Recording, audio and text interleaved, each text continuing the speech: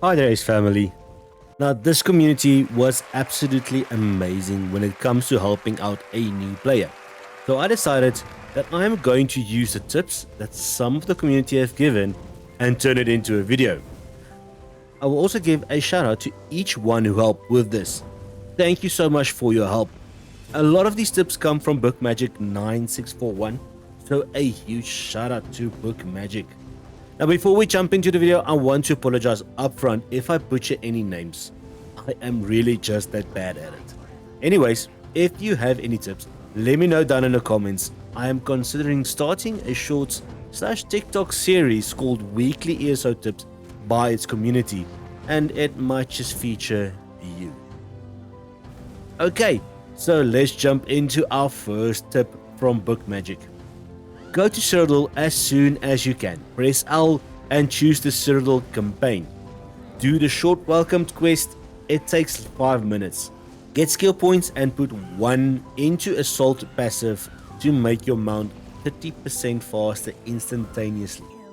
You can get to rank 3 and skill points by doing battlegrounds instead of the welcome quest, but the welcome quest is PvE and doesn't involve any PvP. Now, the welcome quest can be started once you've reached level 10.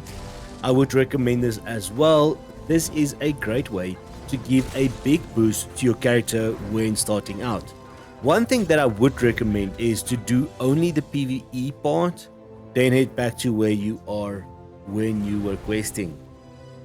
Now, the next tip comes from KF the Asir.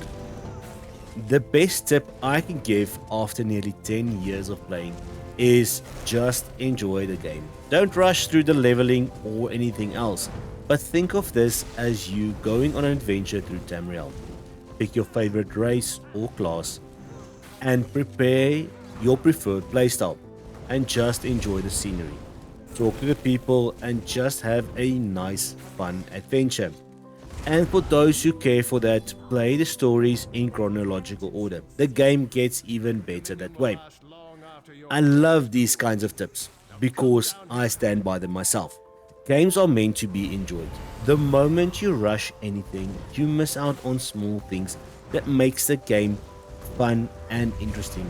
You also stand a chance to miss some parts that will teach you a key element of the game that just might ruin the game for you in the end.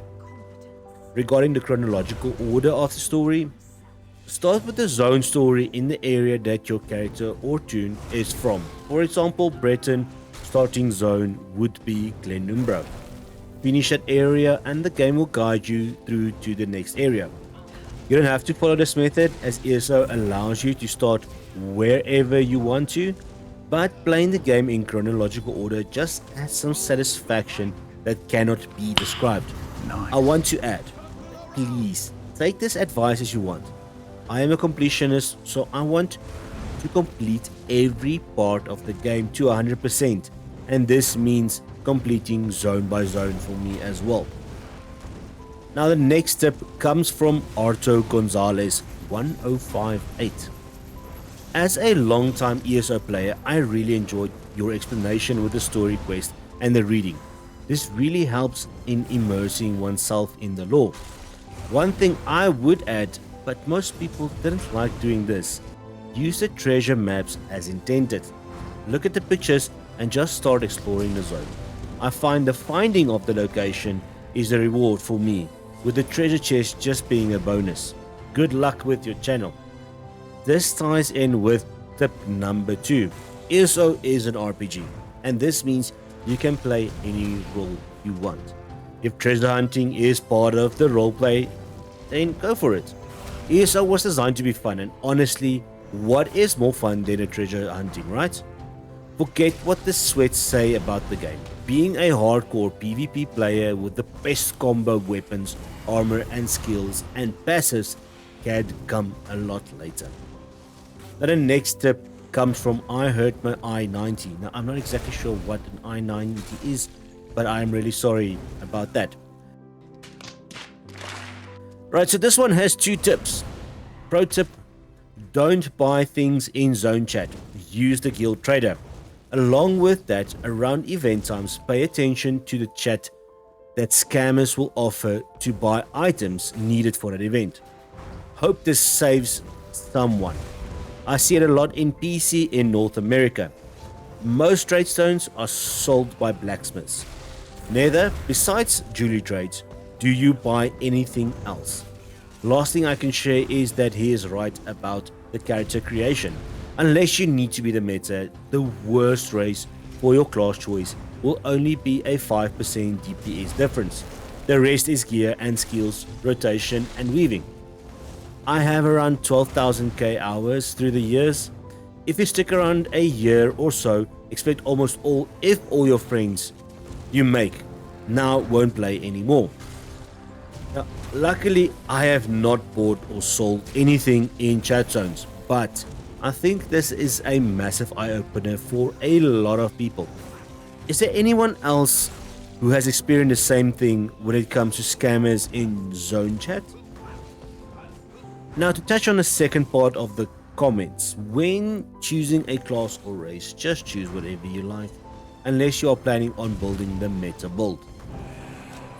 And now, when it comes to friends, unfortunately, this is the reality of 99% of all games. I have so many friends that I've lost over the years in games. It is part of life. Unless you make an effort to stay in touch over Discord, WhatsApp, Facebook, or wherever, you will lose them. Another amazing tip from Book Magic. Well, basically the rest is from Book Magic, so yeah. Also, pick just one character to be your main crafter, to learn all the learnables you don't know. That means recipes, furniture, plans, motives, and motive books. Yes, your other toons can learn all the basics, but your one main crafter is who you focus learning all the motives on, and all rare purple gold recipes and blue rarity and higher furniture plans. There are so many learnables in the game. You will have a much easier time at anything you end up wanting to do if you have at least one main character who learns all they can and makes it easier to know what they know, and you can then sell the extras you find instead of wasting on your other toons learning them all as well.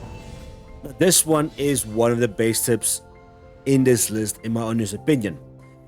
This pretty much ties in with most of the tips to this point. Having one character that knows everything makes it easier to craft items for any character that you are going to build next, and makes creating that meta build so much easier and quicker. This saves you a ton of effort of trying to find the equipment that you need. This also gives you the opportunity to learn most of the game's mechanics. Now, I could literally do an entire video worth of content given just by Book Magic, but tip number 7 is only things worth saving in the game: gold or purple material, alchemy ingredients, all jewelry plates, hardwood and mundane, ruin, decorative wax, truan, nerncrux, slaughter stones, and rubic amber. Everything else you need to learn, research, deconstruct to learn, set, or sell to NPC merchants, like trash, set, gear, and items labeled treasure in the top left of the info window. Or join a guild and sell in their guild store at any city banker.